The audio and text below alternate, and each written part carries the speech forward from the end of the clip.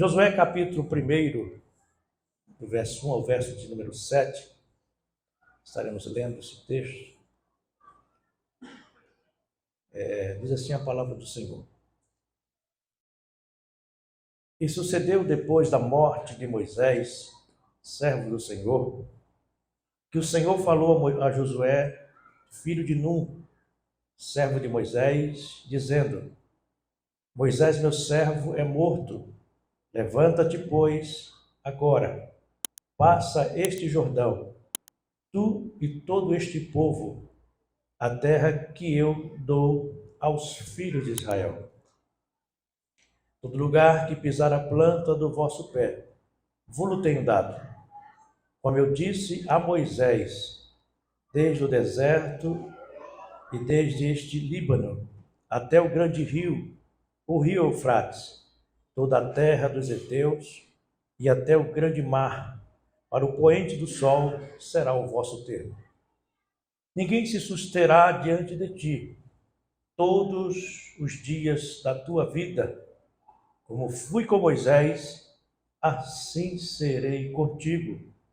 Não te deixarei, nem te desampararei. Esforça-te e tem bom ânimo, porque tu farás a este povo herdar a terra que jurei a seus pais que lhe daria. Então somente esforça-te e tem muito bom ânimo, para teres cuidado de fazer conforme toda a lei que meu servo Moisés te ordenou. Dela não se desvies, nem para a direita, nem para a esquerda, para que prudentemente te conduzas por onde quer que andares. Glória a Deus. Estamos nesta noite comemorando o aniversário do pastor Charles.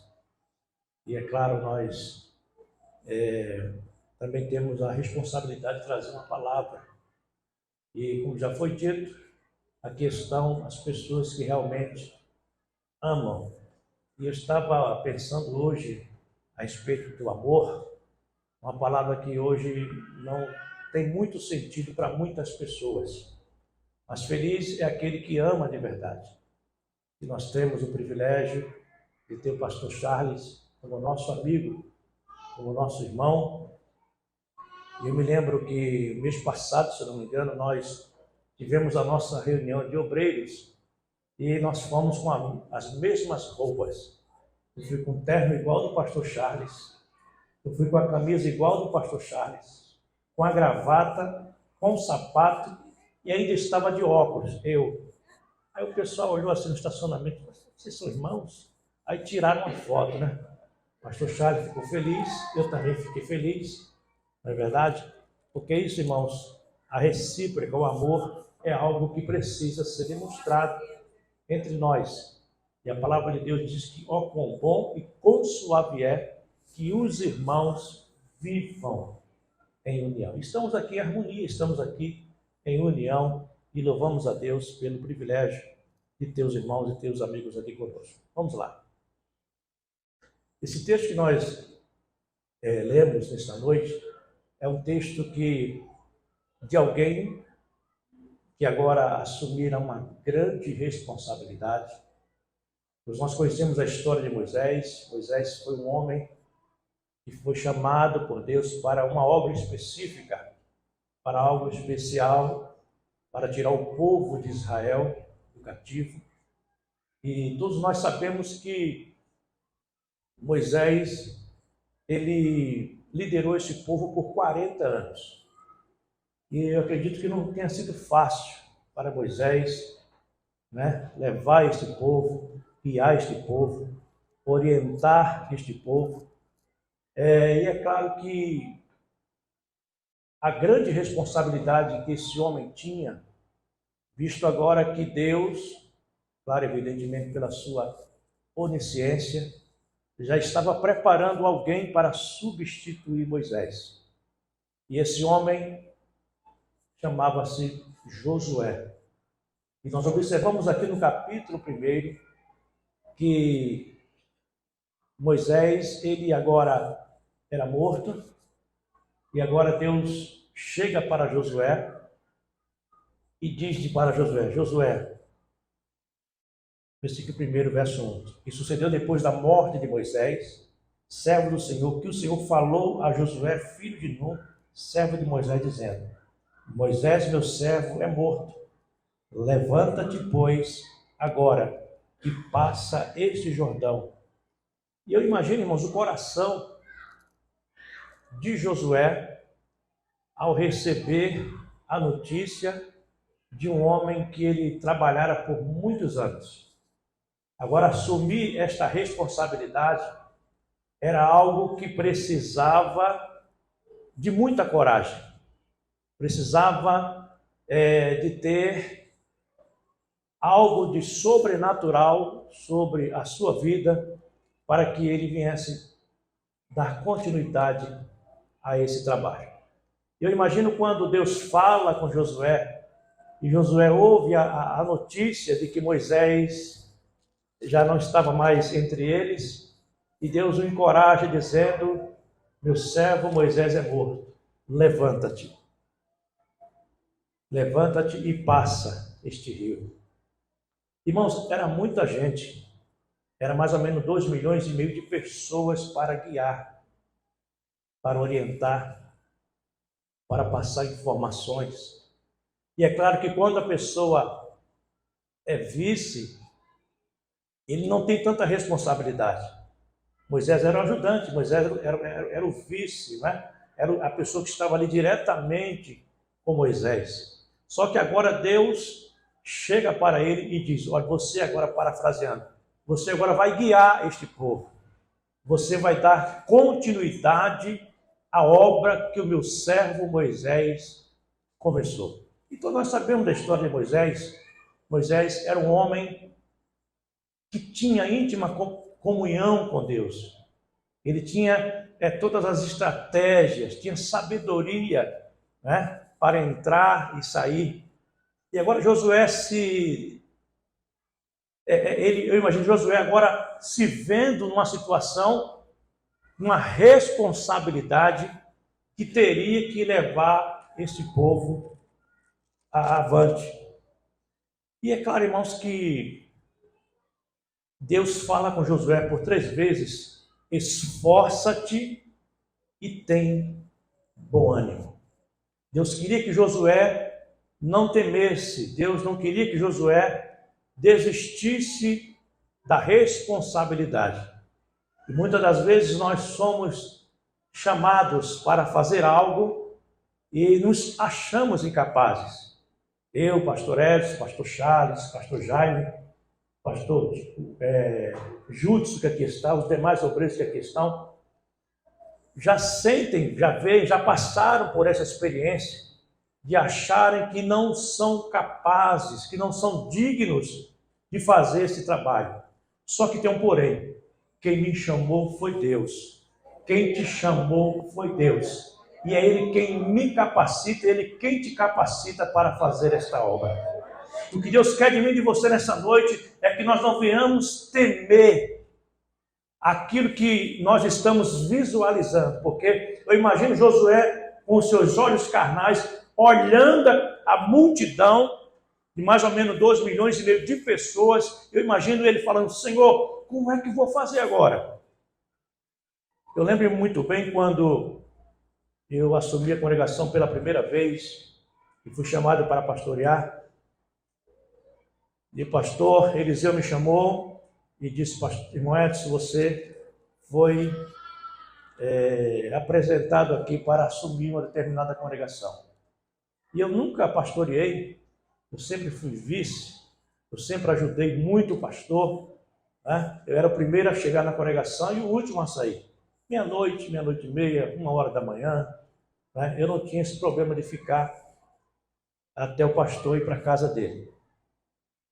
E o pastor Eliseu me chama para esse trabalho e eu falei, pois não, pastor, estou disposto a fazer essa obra. Só que quando nós chegamos na congregação, irmãos, a gente sente o peso da responsabilidade. Por mais pequena que seja, por mais que você tenha pessoas ali do seu lado para te dar o suporte, mais você sente o peso da responsabilidade. E eu falei com o Senhor, meu Deus, como é que eu vou guiar esse povo? Eu sempre fui vice, eu sempre ajudei o pastor, eu sempre estive ali ao seu lado, agora o Senhor me chama para essa responsabilidade. Como é que eu vou orientar o povo? Como é que eu vou aconselhar o povo? Como é que eu vou conversar com os casais e passar, Senhor, as orientações? Porque eu não tenho, eu não sei. E com muito temor e tremor, eu fui pela manhã e falei isso com Deus na consagração. E quando foi à tarde, a gente falou, eu falei com Márcia, vamos para o ciclo de oração. E fomos a pé do Dendê para o Monte das Oliveiras, porque não tínhamos carro, né? E aí fomos a pé para lá. E quando chegamos lá, meus irmãos, o ciclo de oração já tinha começado. E quando nós chegamos, que a irmã nos deu oportunidade para falar, Deus tomou o instrumento da mão dele, tomou um vaso lá e disse, meu servo, tu me disseste, Senhor, como eu vou guiar este povo? Eita Deus, coisa linda, Jesus. Tu me disseste, Senhor, como eu vou fazer para orientar este povo? Mas esse que eu te digo, não temas, eu estou contigo, eu te capacito para esta obra. O que Deus quer de mim e de você, irmãos, é que nós não venhamos temer a responsabilidade que o Senhor colocou nas nossas mãos. O que Ele quer de mim e de você é que nós avancemos e acreditemos que Ele está na frente e com certeza Ele vai nos dar vitória. Quanto maior a responsabilidade, maior é o peso dela. E vimos que se alguém que precisasse ali de uma força, essa pessoa era Josué, de alguém para estar ali lhe orientando. E eu acredito que deve ter aparecido alguém com orientações, né? Com intenções, é claro. E é claro que também no meio daquele povo deveria, pastor Jaime, ter alguém mais capacitado que Josué. Alguém que se achava melhor do que Josué. Mas Deus disse, não, eu escolhi você. E nesta noite eu quero te dizer, Deus escolheu você. A responsabilidade está na sua mão. Não importa o que você faça e execute dentro da casa do Senhor. Mas como foi dito aqui, faça com amor. Faça com dedicação. Faça da melhor maneira possível, porque você está fazendo para Deus. E quem trabalha para Deus tem recompensa. Quem trabalha para Deus, Deus não deixa faltar absolutamente nada. Então faça com carinho e com amor, porque a recompensa vem do Senhor dos Exércitos. E aqui eu encerro dizendo que os judeus, eles são prósperos, primeiro porque Deus está na vida deles para fazê-los prosperar. E a segunda coisa que os judeus, irmãos, têm é prazer em fazer o seu melhor.